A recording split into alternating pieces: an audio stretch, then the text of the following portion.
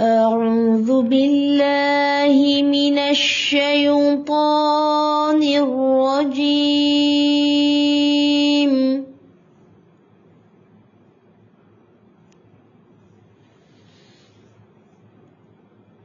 وكيف تكفرون وأنتم تتلى عليكم آيات الله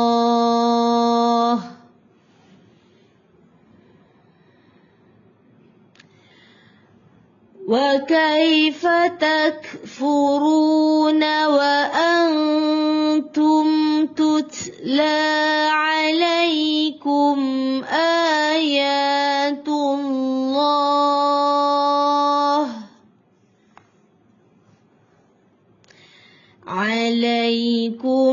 آيات الله وفيكم رسوله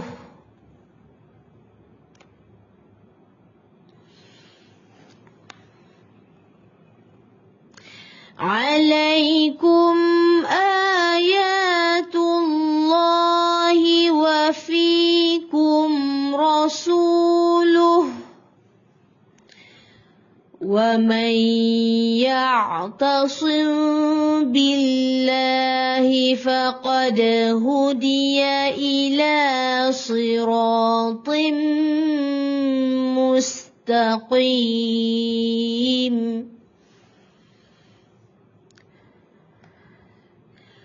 ومن يعتصم بالله فقد هدي إلى صراط مستقيم.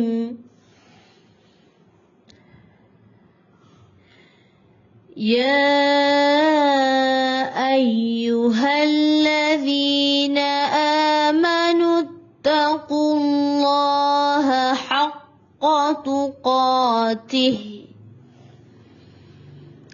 يا أيها الذين آمنوا اتقوا الله حق تقاته ولا تموتن إلا وأنتم مسلمون ولا تموتن إلا وأنتم مسلمون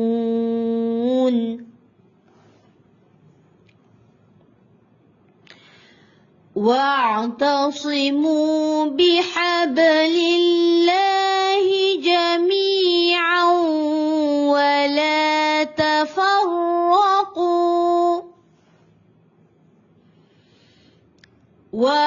واعتصموا بحبل الله جميعا ولا تفرقوا واذكروا نعمة الله عليكم إذ كنتم أعداء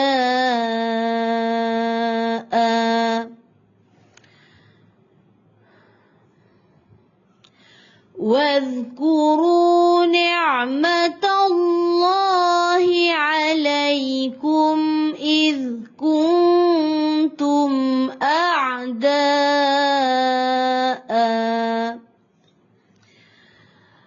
فألف بين قلوبكم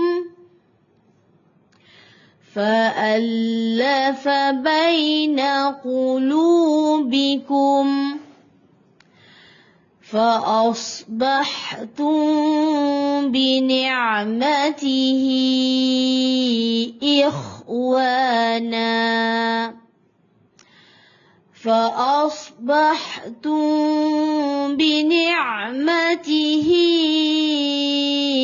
إخوانا وكنتم على شفا حفرة من النار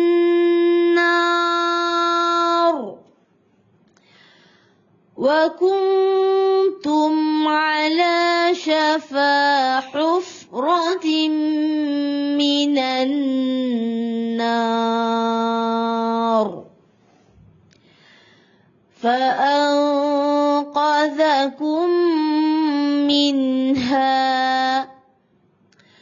فأنقذكم منها كذلك يبين الله لكم آياته لعلكم تهتدون كذلك يبين الله لكم آياته لعلكم تهتدون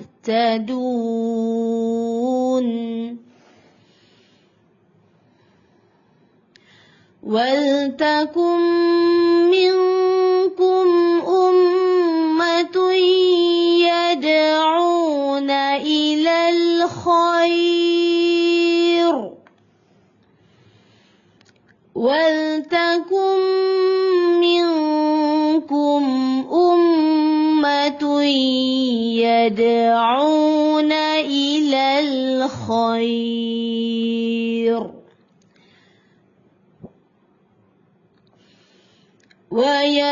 ويأمرون بالمعروف وينهون عن المنكر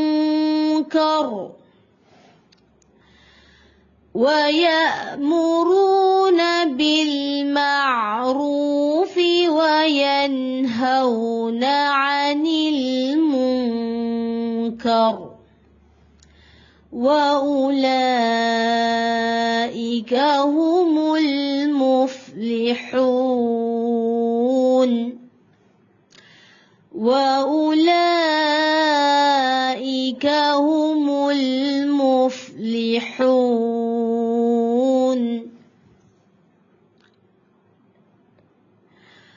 ولا تكونوا كالذين تفرقوا ولا تكونوا كالذين تفرقوا واختلفوا من بعد ما جاءهم البينات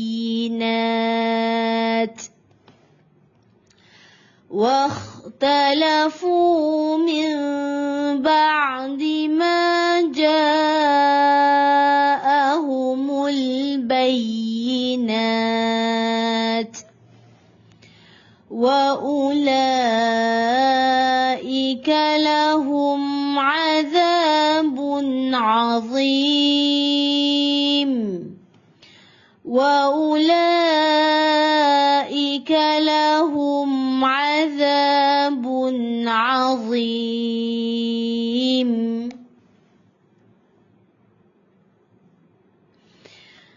يوم تبيض وجوه يوم تبيض وجوه وتسود وجوه يوم تبيض وجوه وتسود وجوه فأما الذين اسودت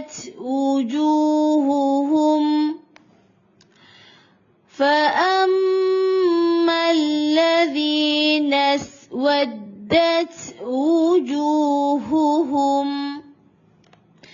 أكفرتم بعد إيمانكم أكفرتم بعد إيمانكم فذوقوا العذاب بما كنتم تكفرون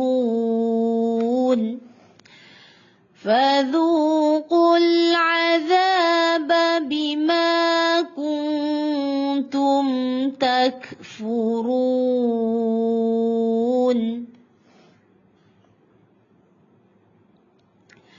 وأما الذين ابيضت وجوههم ففي رحمة الله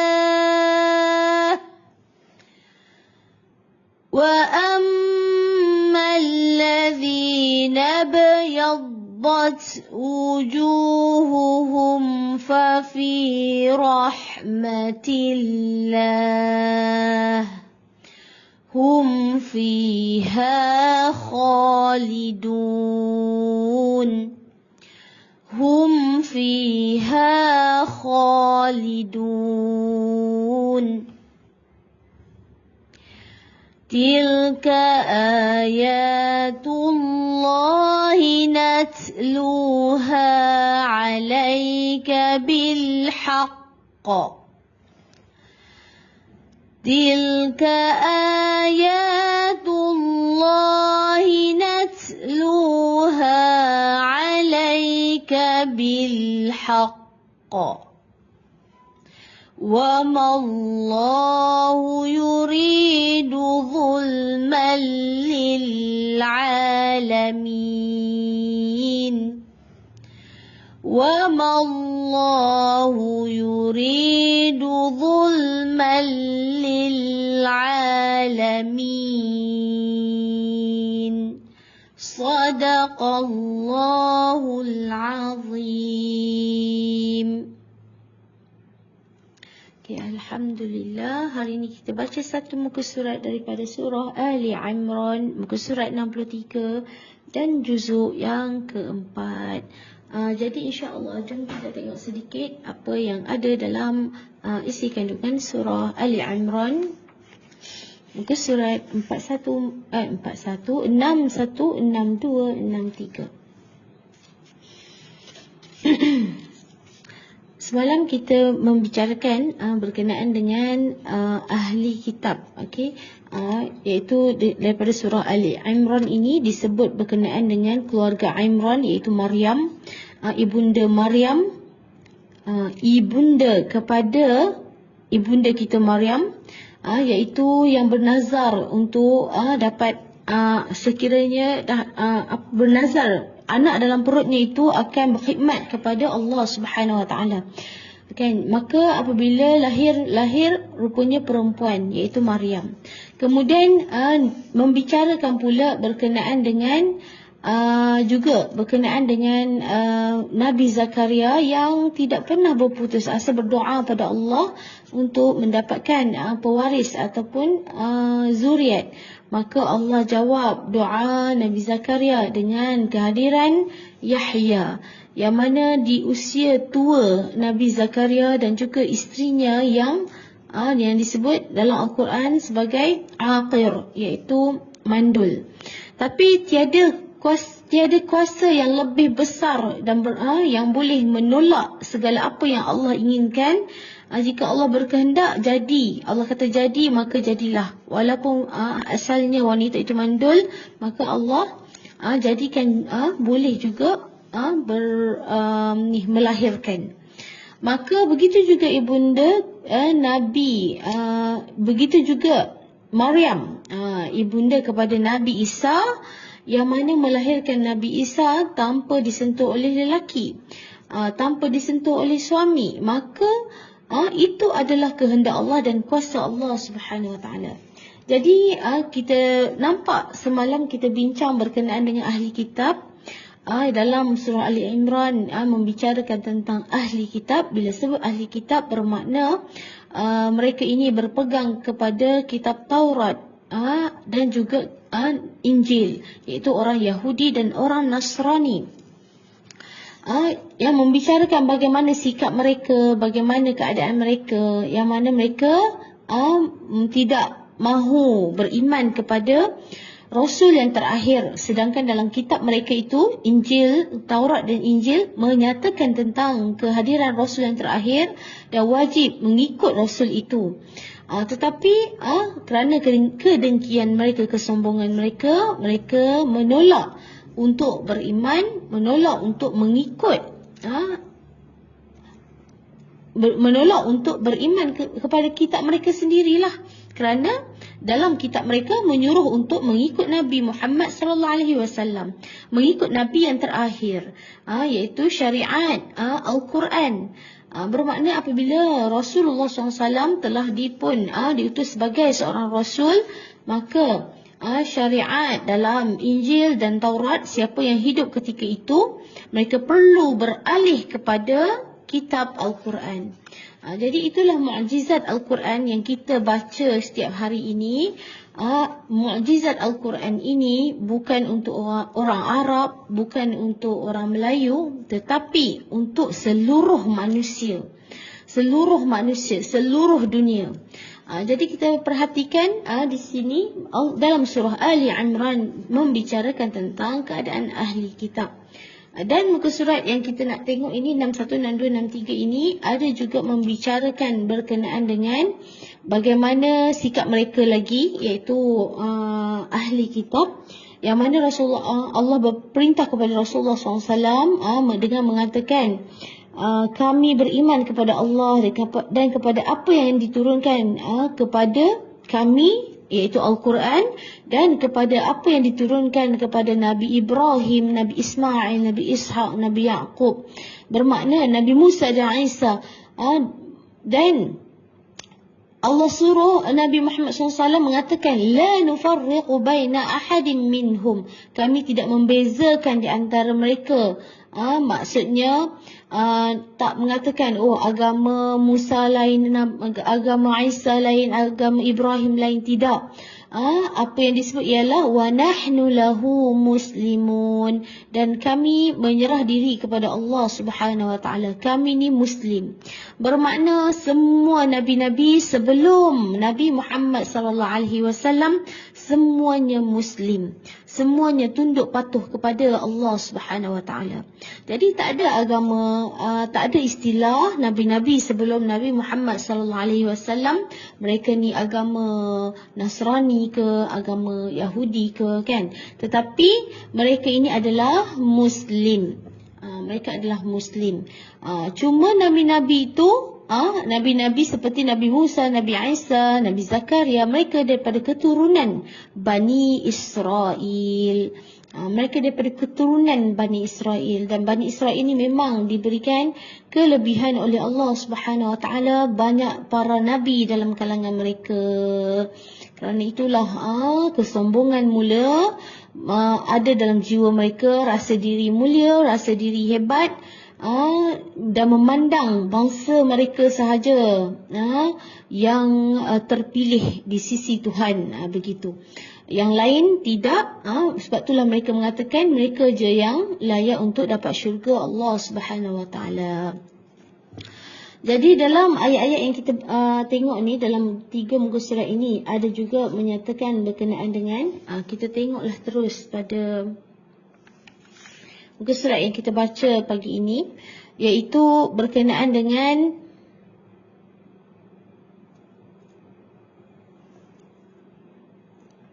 kita tengok ayat 103. Allah sebut apa? Tentang wa'tasimu bihablillahi jami'a, iaitu berpegang teguhlah kamu sekalian pada tali agama Allah, janganlah kamu bercerai-berai, wala tafarraqu wadhkuru ni'matallahi 'alaikum, dan kenangkanlah nikmat-nikmat Allah ke atas kamu, id kuntum a'da'an fa'allafa baina qulubikum. Sebelum itu, sebelum mendapat nikmat Islam, kamu dahulu ketika jahiliah bermusuh-musuhan, bergaduh.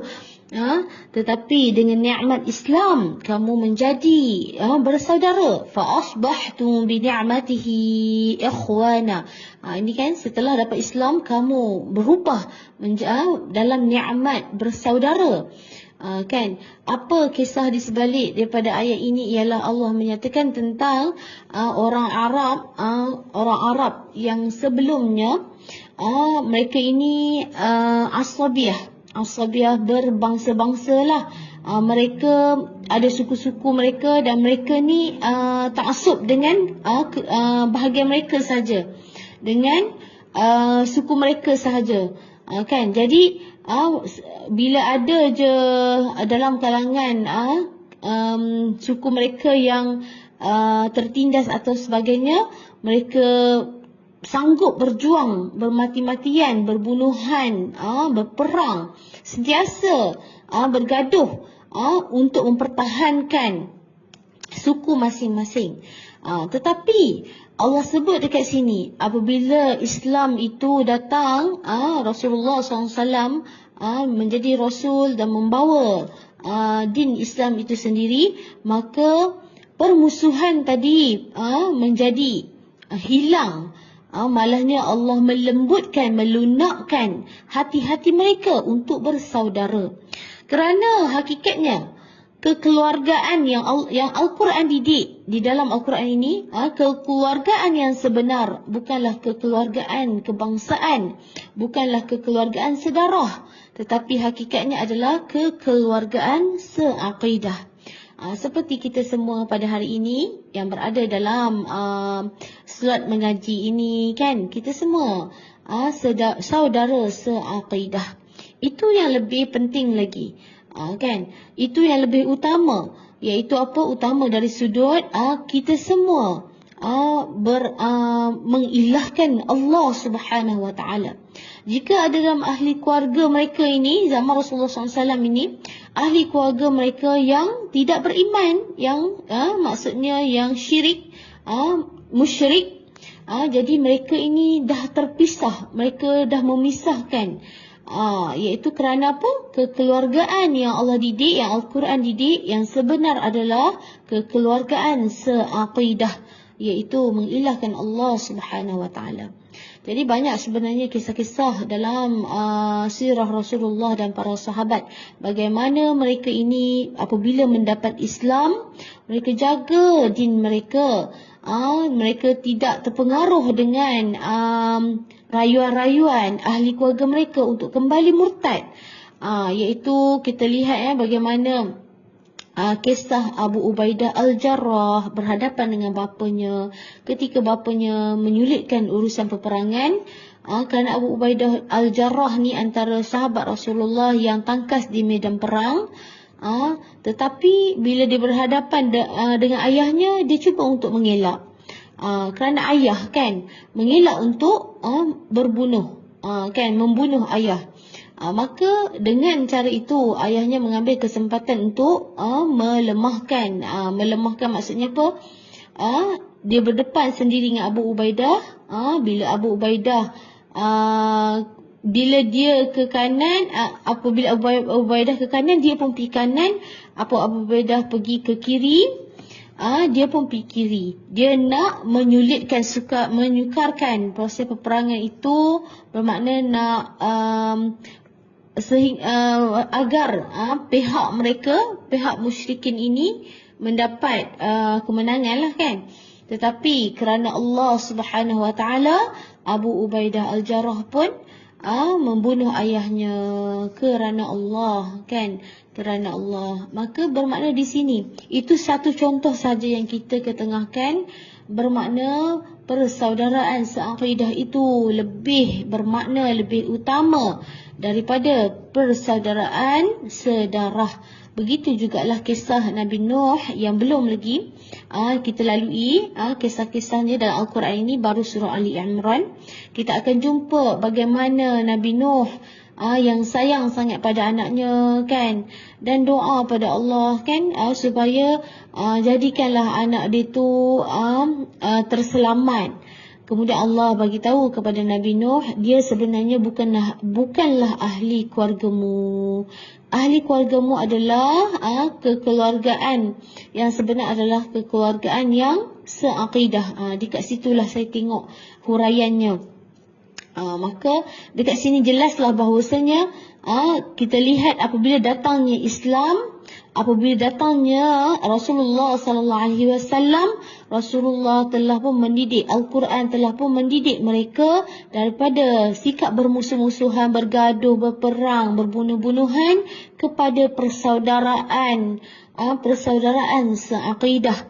Daripada bergaduh-bergaduh kepada apa? Kepada mengutamakan saudara, mengutamakan orang lain daripada dirinya sendiri, iaitu ithar. Kita lihat kisah para sahabat begitulah. Yang mana kisah itu bukan sekadar kita dengar, tetapi kita nak bawa contoh tauladan itu dalam kehidupan kita juga, kan? Kita nak berkasih sayang kerana Allah Subhanahu Wa Taala. Jadi itu bermaksud apa? Apabila kita ni dapat kefahaman Islam, dapat din Islam, maka siapa kalau kita sayang, kalau kita rasa sayang ahli keluarga kita yang sedarah ini, maka sama-samalah kita kena memahamkan mereka tentang din Islam itu sendiri. Apa tuntutan Allah sebagai seorang Muslim, jangan kita langgar. Kan, itulah yang kita nak nyatakan di sini. Bukan kita ni bila kita kata yang saudara seakidah saja yang utama, lebih utama daripada darah, maka kita abaikan kekeluargaan sedarah. Tidak begitu. Bermakna di sini ialah kekeluargaan sedarah itu perhatikan, ajak mereka untuk kenal Allah, pegang mereka daripada mereka ini terjerumus daripada jatuh neraka Allah Subhanahu Wa Taala. Sebab kita nak selamatkan semua orang-orang yang terdekat kita untuk selamat daripada neraka Allah Subhanahu Wa Taala. Jadi dekat sinilah Allah sebut, kita tengok ayat dekat sini.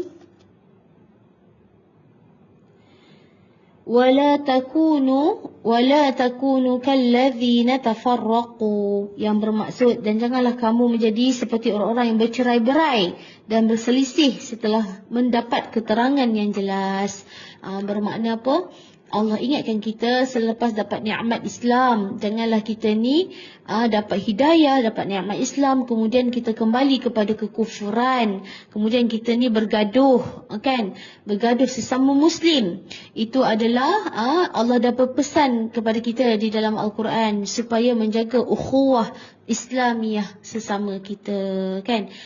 Jadi itulah nikmat persaudaraan yang sebenar, berkasih sayang kerana Allah Subhanahu Wa Taala. Seperti kita sekarang yang berkasih sayang walaupun secara online saja, walaupun tak bersua muka, tetapi walaupun masing-masing jauh, kan?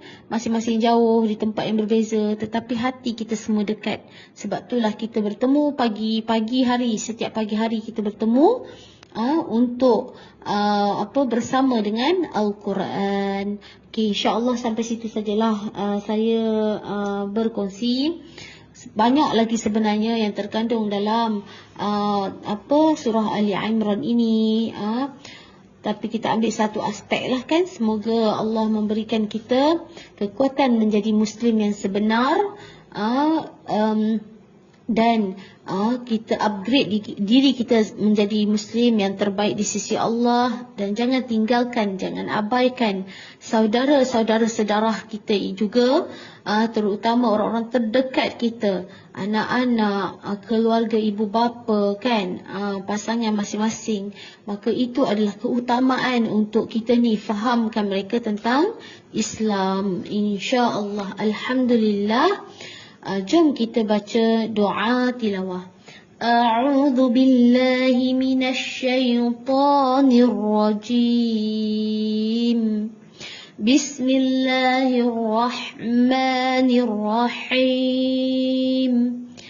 Allahumma arhamna bil Qur'an waj'alhu lana imaman wa nuran wa hudan wa rahmah.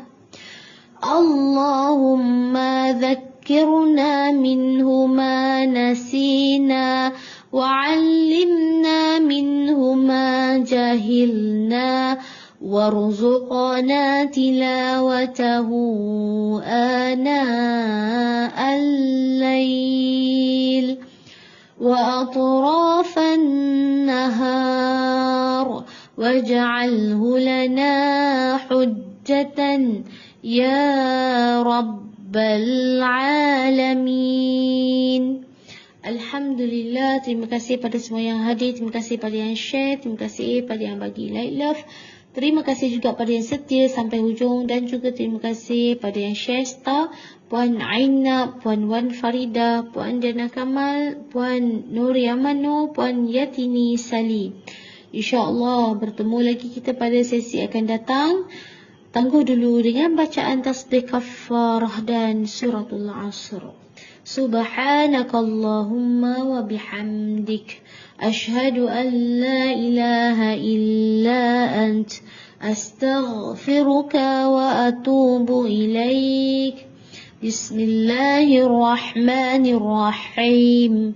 Wal 'asr innal insana lafi khusr إلا الذين آمنوا وعملوا الصالحات وتواصوا بالحق وتواصوا بالصبر. السلام عليكم ورحمة الله وبركاته.